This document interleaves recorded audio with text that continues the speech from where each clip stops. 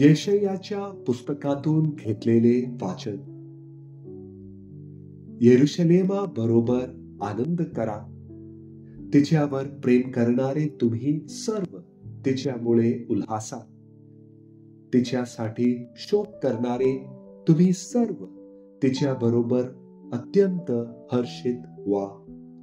म्हणजे तुम्ही तिचे स्तन चोखून तृप्त व्हाल, सांत्वन पावाल आणि तिचे विपुल वैभव भोगून संतुष्ट व्हाल.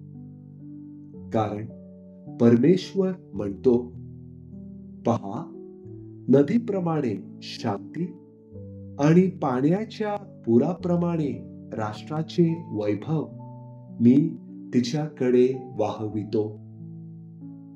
तुम्ही स्तनपान कराल, तुम्हास कडेवर वागवतील, मांडीवर खेळवतील. जशी एखाद्याची आई त्याचे सांत्वन करते, तसे मी तुमचे सांत्वन करीन. यरुशलेमात तुमचे सांत्वन करीन. ते पाहून तुमचे हृदय आनंदित होईल. कोवळ्या हिरवळीप्रमाणे तुमची हाडे तरतरीत होतील. परमेश्वराचा हात त्याच्या सेवकांच्या ठायी प्रगट होईल. प्रभूचा शब्द. देवाला धन्यवाद.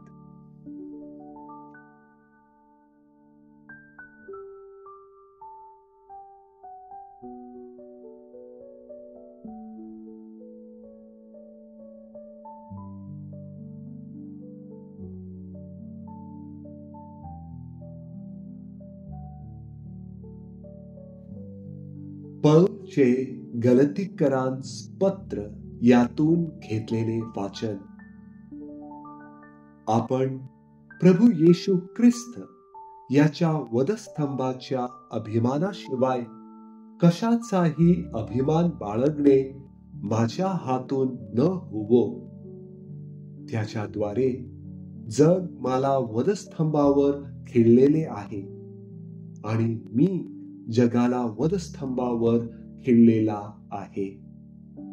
कारण सुमता होण्यात किंवा न होण्यात काही नाही, तर नवी उत्पत्ती हीच काय ती होय. जितके या नियमाने वागतील तितक्यांवर आणि देवाच्या इस्रायेलवर शांती आणि दया असो. यापुढे कोणी मला त्रास न देवो, कारण मी आपल्या शरीरावर येशूच्या खुणा धारण करून आहे. बंधूजन हो, आपला प्रभू येशू ख्रिस्त याची कृपा तुमच्या आत्म्याबरोबर असो. आमेन. प्रभूचा शब्द. देवाला धन्यवाद.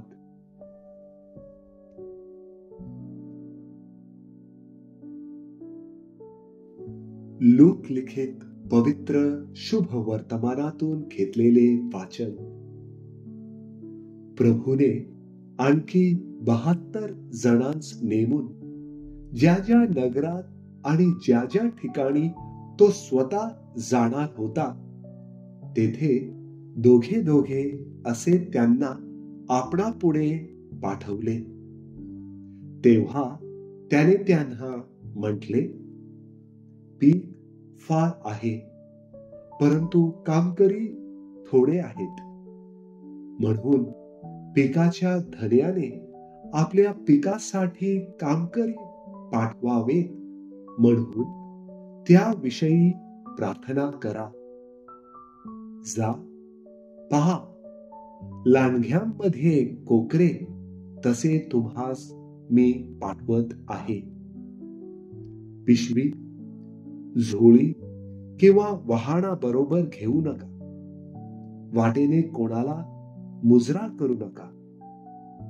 ज्या कोणत्याही घरात जाल तेथे ह्या घरास शांती असो असे प्रथम म्हणा. तेथे कोणी शांतीप्रिय माणूस असला तर तुमची शांती त्याच्यावर राहील, नसला तर तुम्हाकडे ती परत येईल. त्याच घरात वस्ती करून ते जे देतील ते खात पीत राहा, कारण कामकरी आपल्या मजुरीला योग्य आहे. घरे बदलू नका. कोणत्याही नगरात तुम्ही गेलात आणि त्यांनी तुमचे स्वागत केले तर ते जे तुम्हास वाढतील ते खा. त्यात जे आजारी असतील त्यांना बरे करा आणि त्यांना सांगा की देवाचे राज्य तुमच्या जवळ आले आहे. तुम्ही कोणत्याही गावात गेलात आणि त्यांनी तुमचे स्वागत केले नाही तर तेथील रस्त्यावर बाहेर जाऊन असे म्हणा, आमच्या पायांस लागलेली तुमच्या गावची धूळ देखील तुमची तुम्हास परत करतो. तथापि हे लक्षात ठेवा की देवाचे राज्य जवळ आले आहे. मी तुम्हास सांगतो, त्या गावापेक्षा सदोमाला त्या दिवशी सोपे जाईल.